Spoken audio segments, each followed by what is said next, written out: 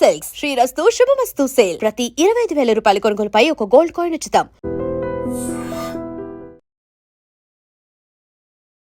పురుగు కుడితే ప్రాణాలు పోతున్నాయా? ఏంటి స్క్రబ్ టైఫర్స్? సో ఇప్పటికే తీవ్రమైనటువంటి భయాందోళన ప్రతి ఒక్కరిలో కనపడుతోంది.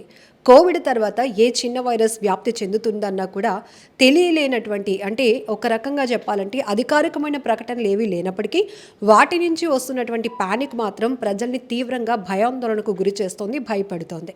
ఇప్పుడు ఈ స్క్రబ్ టైఫస్ గురించి పెద్ద చర్చ నడుస్తోంది. ఆ పురుగు ఎక్కడి నుంచి వస్తోంది, అసలు ఏంటి ఆ బ్యాక్టీరియా హిస్టరీ, ఈ డీటెయిల్స్ అన్ని వివరంగా తెలుసుకుందాం. KGH superintendent I Vani madam మనతో పాటు ఉన్నారు. మేడం, ఒక్క వైరస్ వస్తోంది అంటే అది ఎక్కడి నుంచి వస్తోంది, ఎలా వ్యాప్తి చెందుతోంది, ఎలా ప్రాణాలు పోతున్నాయి, ఇట్లాంటి డిస్కషన్ పెద్ద ఎత్తున నడుస్తోంది. సో ఏంటి స్క్రబ్ టైఫస్, ఈ బ్యాక్టీరియా అనేది, దాని హిస్టరీ చూస్తే కనుక ఇప్పుడు కొత్తగా వచ్చిందా మేడం, లేకపోతే ఏంటి? లేదు, ఇది కొత్తగా వచ్చింది కాదు, ఎప్పటి నుంచో ఎగ్జిస్టింగే. కాకపోతే ఇప్పుడు మనం ఎక్కువ టెస్టులు చేస్తున్నాం కాబట్టి ఎక్కువ బయటపడుతుందేమో అని అనుకోవాలి. ఇది జనరల్గా ఏంటంటే రోడెంట్స్ ద్వారా వ్యాప్తి చెందేది. ఈ మైక్రో ఆర్గానిజము రోడెంట్ ద్వారా దాని లైఫ్ సైకిల్ కంప్లీట్ చేసుకుంటుంది. హ్యూమన్ బీయింగ్ అనేవాళ్ళు వాళ్ళు యాక్సిడెంటల్ హోస్ట్. సో మధ్యలో మనం తగులుతాం తప్ప అది రొటీన్ కాదు. అందుకని కొన్ని ప్రివెంటివ్ మెజర్స్ అవి తీసుకుంటే అంటే దీని బారిన పడకుండా ఉండడానికి ఛాన్స్ ఉంటుంది. మెయిన్గా ఇది ఇన్ఫెక్ట్ అయిన వాళ్ళు హై గ్రేడ్ ఫీవర్ అంటే 102, 103 అబవ్ అలాంటి హై గ్రేడ్ ఫీవరు కొన్నాళ్ళు అంటే 3 to 5 days దాటి అలా ఫీవర్ ఉన్న వాళ్ళు కాకుండా ఒంటి మీద ఎషార్ అని వస్తుంది. ఎషార్ అంటే అది కుట్టిన దగ్గర ఒక బ్లాక్ స్పాట్ చుట్టూ దద్దుర్లా ఉంటాం. అది దాని టిపికల్ సైన్. అంటే ఏ ఎంబీబీఎస్ గ్రాడ్యుయేట్ అయినా కూడా అది చూస్తే ఇది ఇషారు, ఈ స్క్రబ్ టైఫస్ వల్లనే అని గుర్తించేంతలా అలాంటి ఉంటాయి. కానీ అది రావడానికి ఒక 5 to 7 days, 10 days కూడా పట్టవచ్చు. సో ఈలోగా మనం గుర్తించాలి అని అంటే ఎవరైనా హై గ్రేడ్ ఫీవర్ వచ్చి కొంచెం రూరల్ బ్యాక్గ్రౌండ్ నుంచి అలా ఉన్నవాళ్ళైతే వాళ్ళకి ఈ టైఫస్ డిజీజ్ ఏమో అని అనుకుని మనం టెస్ట్ చేయాలి. ఈ టెస్టింగ్ మన కేజెస్లో చేస్తూ ఉంటాము. For that matter any fever మన ఇక్కడ 3 టెస్టులు మ్యాండేటరీగా చేస్తాం. ఒకటి మలేరియా, ఇంకో డెంగ్యూ ఫీవర్, ఇంకోటి స్క్రబ్ టైఫస్. ఈ 3 చేస్తున్నాం. మలేరియా, డెంగ్యూ ఫీవర్ మనకు తెలుసు, అది ఏంటి దోమ ద్వారా వ్యాప్తి చెందేది. ఇదైతే అలా కాదు, ఇదేంటి రోడెంట్స్ ద్వారా దాని లైఫ్ సైకిల్ కంప్లీట్ చేసుకుంటుంది. మేడం, ఇప్పటికీ రాష్ట్ర వ్యాప్తంగా ఈ స్క్రబ్ టైఫస్ కేసులు పెరుగుతున్నాయని రీసెంట్గా ఉత్తరాంధ్ర వరకు వస్తే విజయనగరంలో ఒక మహిళ ఈ పురుగు కుట్టడం వల్లే చనిపోయింది అని ఒక డెత్ నమోదైన తర్వాత ఇంకాస్త పానిక్ ఎక్కువ అవుతోంది. ఎందుకు అంటే డెత్ వరకు వెళ్ళిందంటే ఏంటి మేడం? అంటే మరి ఇది చాలా సాధారణమైన ఫీవరే. ఈజీగా డాక్సిసైక్లిన్ అనే యాంటీబయాటిక్తో తగ్గించబడే డిసీజే. 99% ఏ ఇబ్బంది ఉండకూడదు. ఎవరికైనా ఇమ్యూన్ సిస్టమ్, వాళ్ళ ఇంటర్నల్ ఇమ్యూన్ సిస్టమ్ అంటే ఫైటింగ్ మెకానిజం, ప్రతి మనిషికి ఒక fighting mechanism through immune system ఉంటుంది. వాళ్ళ ఇమ్యూన్ సిస్టమ్ ఏమైనా వీక్గా ఉండడం. సో జనరల్గా డయాబెటీస్ వాళ్ళలో కొంచెం వీక్గా ఉంటుంది, ప్రెగ్నెంట్ ఉమెన్లో వీక్గా ఉంటుంది, చిన్నపిల్లల్లో వీక్గా ఉంటుంది. సో అలాంటి వాళ్ళకి తట్టుకునే క్రమంలో వాళ్ళ ఫైటింగ్ మెకానిజం అడిక్వేట్గా లేక ఈ డిజీజ్ ఏమైనా కొంచెం ర్యాంపెంట్గా ఆ పర్టికులర్ పర్సన్లో ఉండొచ్చు తప్ప 99% ఇది ట్రీటబుల్ డిజీజు. డాక్సిసైక్లిన్ అనే యాంటీబయాటిక్ 5 to 7 days ఇస్తే ఖచ్చితంగా తగ్గుతుంది.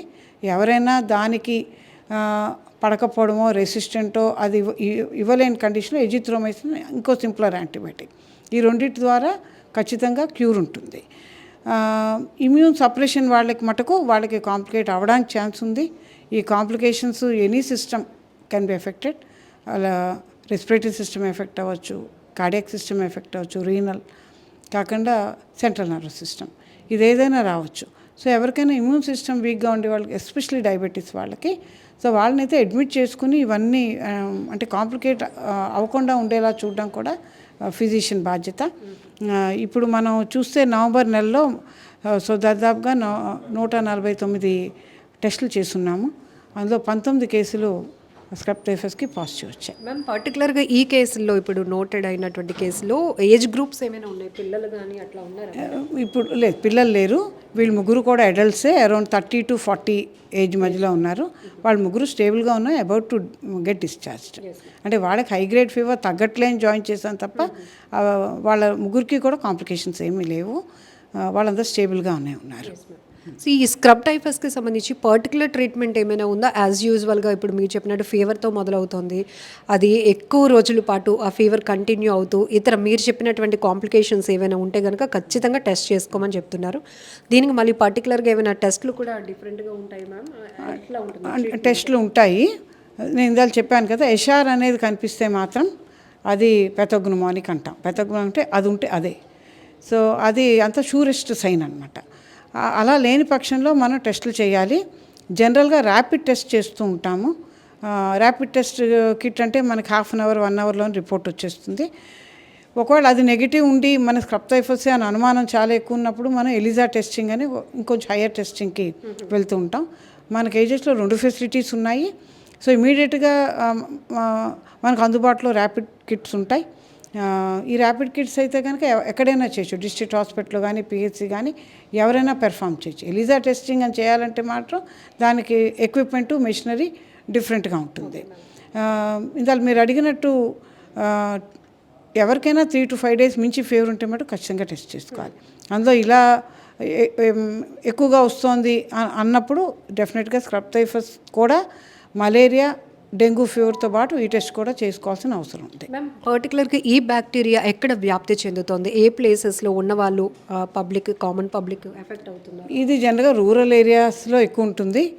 కాకుండా ఏంటంటే కొంచెం హ్యూమిడిటీ ఎక్కువ ఉన్నది, టెంపరేచర్ తక్కువ ఉన్న, అందుకే లైక్ వింటర్ టైం. సో ఇలాంటి టైంలో ఇది ఎక్కువగా వ్యాప్తి చెందే ఛాన్స్ ఉంది. ఎవరైనా కూడా ప్రివెంటివ్ మెజర్స్ పాటించాలి. ఇది ఏంటంటే సాయిల్లో ఉండే కీటకం. సో అందుకని మనం ఏంటంటే గడ్డి ఎక్కువ ఉండే దగ్గర, పొలాల్లో వెళ్ళేవాళ్ళు వీళ్ళందరూ కూడా బేర్ ఫుట్తో కాకుండా ఫుట్వేర్ వేసుకుని వెళ్ళాలి. అది కాకుండా పర్సనల్ హైజీన్ ఇంపార్టెంటు. ఫుల్గా బాడీ అంతా డ్రెస్అప్గా క్లోతింగ్ బాగుండాలి. క్లోతింగ్ కూడా కొంచెం థిక్ క్లోత్స్ అయితే కనుక ఈ కీటకం ఎంటర్ అవ్వకుండా కుట్టకుండా ఉండే ఛాన్స్ ఉంటుంది. ఇంకోటి హెల్తీ డైట్. అది ఈ పర్టికులర్ డిజీజ్ అని కాదు, ఏ డిజీజ్ అయినా మనం హెల్తీగా ఉండాలి, మన ఇమ్యూన్ సిస్టమ్ బాగా వర్క్ చేయాలి అంటే కనుక మనం చాలా పోషక విలువలు ఉండే మంచి ఆహారం తీసుకోవాలండి. అది ఒక జనరల్ ప్రిన్సిపల్ లాగా. సో ఈ 3 పాటిస్తే మాత్రం ఇదే కాదు, ఏ జబ్బు కూడా దరిదాపు రాకుండా ఉంటుంది. ఇది అంత ఆందోళన చెందాల్సిన పరిస్థితి అయితే లేదు. మనం ఎక్కువ టెస్ట్ చేస్తున్నాం కాబట్టి కొంచెం ఎక్కువ బయటపడుతూ ఉండొచ్చు. 99% ఇది సాధారణ కోర్సులోనే వెళ్ళిపోతుంది. 1% ఏదైనా ఇబ్బంది పెట్టవచ్చు. ఆ ఇబ్బంది పెట్టారు అనుకునేది మనకు ముందే కొంచెం ఐడియా ఉంటుంది. లైక్ డయాబెటీస్ ఉందో, ప్రెగ్నెన్సీ ఉందో, ఇలాంటి వాళ్ళ ఇమ్యూన్ ఫైటింగ్ మెకానిజం కొంచెం తక్కువగా ఉందో అన్న వాళ్ళకి మనం వాళ్ళు అడ్మిట్ చేసుకొని అవసరమైతే ఇంట్రావీనస్గా కూడా యాంటీబయాటిక్స్ అవి ఇచ్చి క్యూర్ చేయొచ్చు. మ్యామ్ మీరు చెప్పినట్టు జనరల్లీ ఇలాంటి బ్యాక్టీరియా, ఇట్లాంటి వైరస్లు చలికాలంలో ఎక్కువగా మనం చూస్తూ ఉంటాము.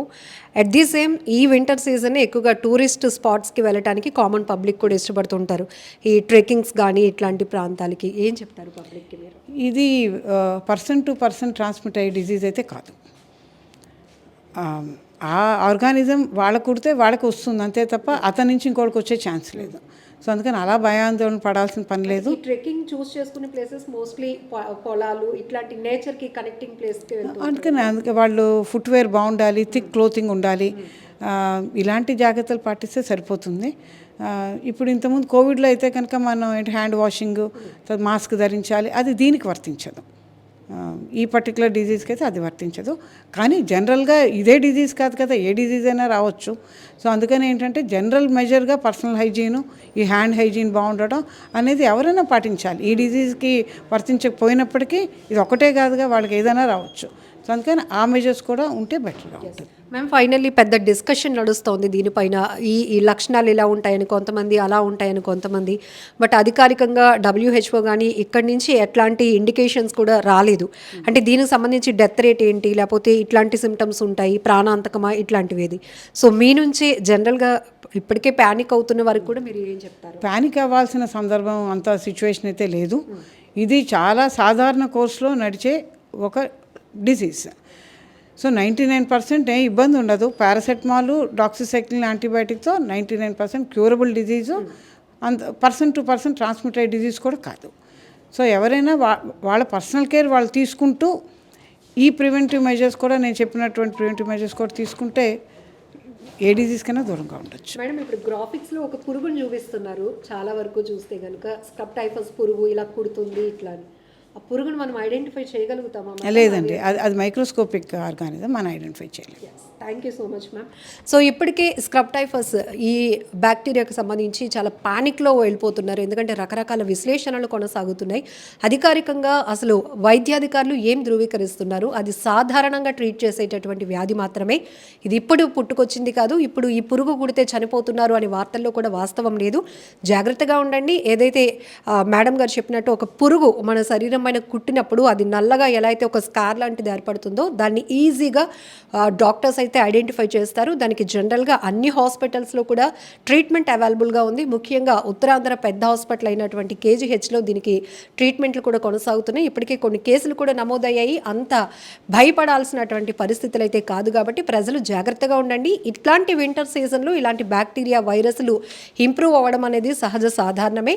కానీ ఇలా భయంకరంగా భయపెట్టేటటువంటి వార్తలను కూడా మీరు అంత ఎక్కువగా తీసుకోకుండా జాగ్రత్తగా ఉండండి. ఇమ్యూనిటీ సిస్టమ్ని ఇంప్రూవ్ చేసుకోవడానికి కావాల్సిన వాల్యుబుల్ సజెషన్స్ కూడా కేజీహెచ్ సూపరింటెండెంట్ గారు ఇవ్వడం జరిగింది. And for more videos, Please subscribe to iDream. Please subscribe to iDream. Please subscribe iDream. And please subscribe to iDream. For more videos, subscribe to iDream. please like, share and subscribe to the channel. Congratulations, iDream. Subscribe to iDream. Subscribe to iDream. So subscribe to iDream Media. iDream team అందరికి huge congratulations. Please subscribe iDream Media. Please subscribe to iDream. Subscribe iDream. Please subscribe to iDream. iDream అంటే నా కళల ఛానల్ను subscribe చేసుకున్న నోరు తిరుగుతలేదు, మీరైతే గంట గుర్తు కొట్టండి. For more such videos, please subscribe to iDream. Subscribe to iDream. Please subscribe to iDream. Please subscribe iDream Media. Please do subscribe to iDream. Please subscribe to iDream Media. For best entertainment and information, please subscribe iDream. And don't forget to subscribe to iDream.